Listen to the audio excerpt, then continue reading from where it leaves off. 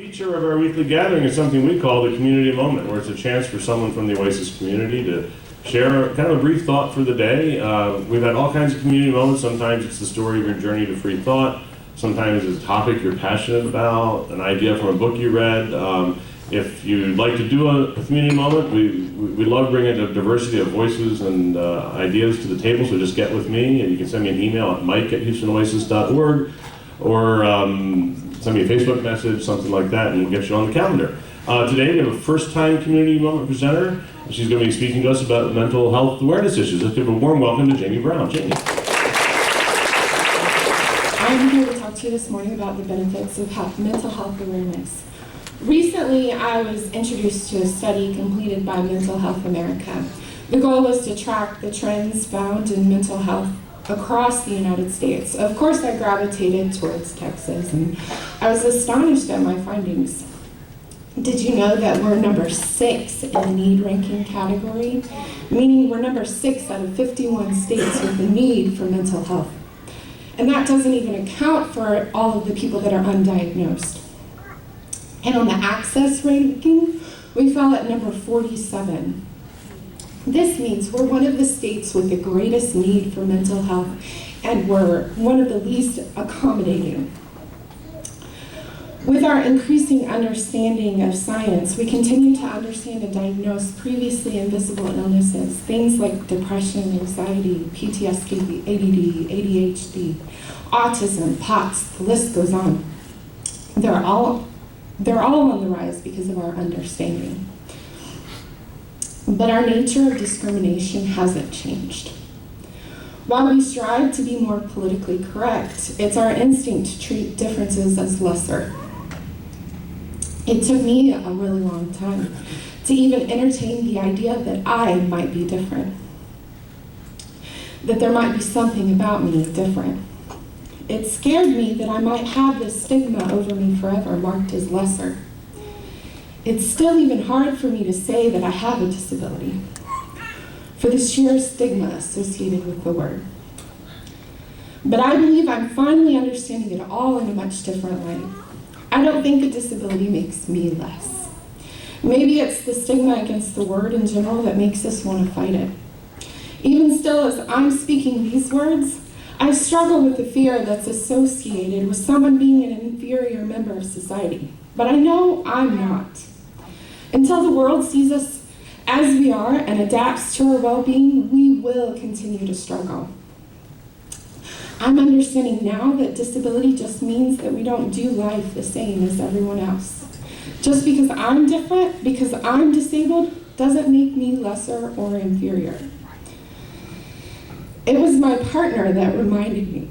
It makes you exceptional if you overcome your disability to survive and even thrive.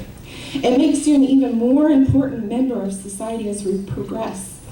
Maybe members of society can start relating to that and understanding. Maybe it becomes less about who can beat this game of life better and more about making sure we all beat it together. But with that goal will come lots of changes to how we do life. Maybe we can all meet in the middle somewhere and it will be beautiful. We can all grow and change together. Disabilities in and of themselves point out a complete deficit in our society, an incapability to accept differences as different, not less. So many of us fear a diagnosis, and we fear even more greatly the label disabled. We have struggled through life trying to ward off our differences in order to be accepted and functional. Our drive to connect with the world has given us physical ramifications. Disabilities because of our overwhelming anxiety, among other manifestations, that result in a cost of rendering ourselves useless sometimes. At some point, the world has to shift. At a volleyball match yesterday, I refereed 7th graders. There was one girl in particular that stood out. She marched around barking orders almost as if to herself. She very succinctly walked to her spot almost like a robot. And then she had this particular serve. It was as if nothing else existed in the world to her except for that volleyball at that moment. And she sat there and she bounced it on the ground 3 times every time. 1, 2, 3. And then she threw it up 3 times every time. 1, 2, 3. I'm not even really supposed to let her do that normally. But they were young and I'd been watching her. She did finally even get it over the net at one point. It was clear to me that this girl was on the spectrum somewhere of disability or maybe just differences. But it was at that point that I started to wonder about her future. How many refs will come after me and blow the whistle at her and get annoyed, maybe even yell at her? How many coaches will treat her badly just because they don't understand? I could see her potential in volleyball, but I'm really not sure she'll make it because of what she'll have to endure. The refs, the coaches, the parents, the kids especially. But yesterday, I got to see her at her prime, before the world gets to take away something she clearly loved in order to make room for social nuances and test scores. I myself learned last December that I had Asperger's, a form of autism. I think maybe before that, I saw the world in shades of gray. Granted, that was a huge leap from where I had been as a child when I saw everything as black and white. You can ask my mom. It's as if I didn't really see or understand much outside of myself. Maybe this won't make sense really because I had a family, 2 beautiful children that I cherished. But it's as if I had never experienced an actual moment with them. Everything was akin to a mathematical equation. Lists, snapshots of moments, interconnected patterns, anticipation, brief glimpses of joy and happiness, but mostly a world of anxiety and loneliness. I hadn't figured out how to get outside of my head yet. It's my personal belief that it was due to my mom and my partner and my best friend. These people that were so genuine in their completely different ways of life. These people that never stopped loving me. Their completely, utterly honest empathy breathed life into me. Sorry, guys. When you struggle your whole life with some form of mental health issue, it takes a special understanding of empathy to reach you. It's my belief that this kind of empathy can change the world.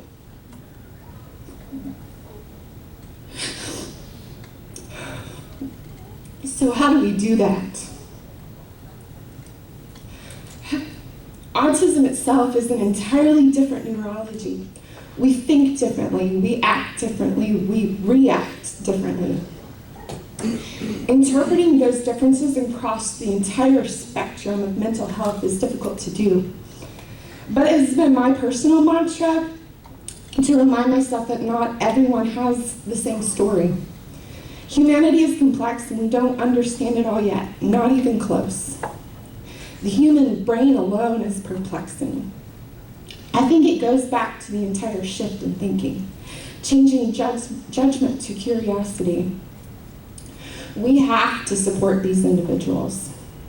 But how do you support someone with, or how do you spot someone with an invisible disability? You don't. So you kind of just have to be nice to everyone. But here are a few particular ways we can do things a little bit differently to help out those of us with disabilities. Number 1, don't ever make assumptions or judge. For example, some people may be in a wheelchair, but they can still walk. Don't ever pretend to know why someone's parking in a handicap parking spot. Number 2, if you see someone with headphones or earplugs, sometimes those individuals are trying to block out the noise so that they can stay engaged in life, which is the complete opposite for most of you. If someone is doing harmless, repetitive movements, smile at them, don't scold them. I've seen that one a lot. Sometimes an autistic child flopping their arms is a much needed release for pent-up stress. Number 4, if someone loses their temper and has a meltdown, be gracious and supportive. Ask what you can do to help calm them down. Talk to them and engage. It takes a whole other level of empathy to be patient and kind in the face of aggression. You never know if that aggression is because of an invisible disability or maybe even just a stressful day. In those particular cases, distraction is an incredible tool. My partner taught me this in practice when he would distract me during an anxiety attack. It's a great option for individuals with PTSD. Communicate patiently. Sometimes for those of us who don't process auditory speech as well, we need new ideas or directions in several different ways. It was Temple Grandin that taught me that about myself. She used an example of teaching a child with autism how to not jump into the street. She said, you can tell them and you can show them and they'll not jump into that street. But if you take them to another street, they might just jump right into the street. But if you show that child several different streets and tell them not to jump in the street, they'll begin to understand what you mean. That concept alone, that our brain is so different, that even we learn differently, it's fascinating to me. It reminds me how unique people are.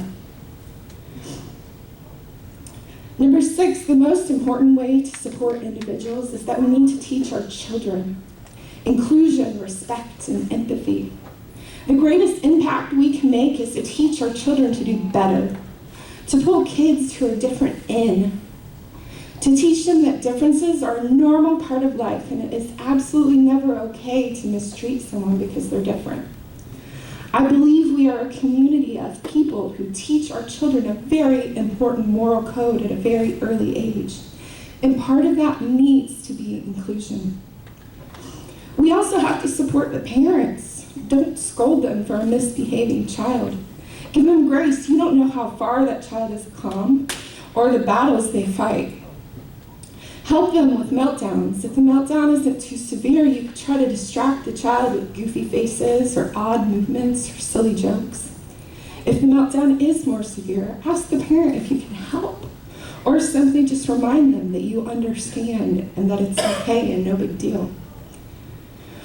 For me personally, understanding autism has opened up my eyes to an entire world of empathy that I was closed off to. The teenager with depression that everyone has written off as lazy. The adult with Asperger's whose brilliant mind can't be translated into the workforce. An unruly child with sensitivity issues labeled as rebellious. The list goes on, but all I know is that through educating myself, it has made me aware of not only these plights, but other unfortunate ideals like poverty, racism, bigotry, sexism, and more. It started me down a path of empathy, and it did not stop. In recent publications, professionals are stating that people with Asperger's might be more prone to empathy as opposed to what was previously believed, even unendurable amounts because of our sensitivities. Maybe, just maybe, understanding mental health is the code to cracking empathy. At least it has been for me and so many people that I know. So in the end, I challenge you today, broaden your understanding and broaden your empathy. You never know the difference it might make in someone's life.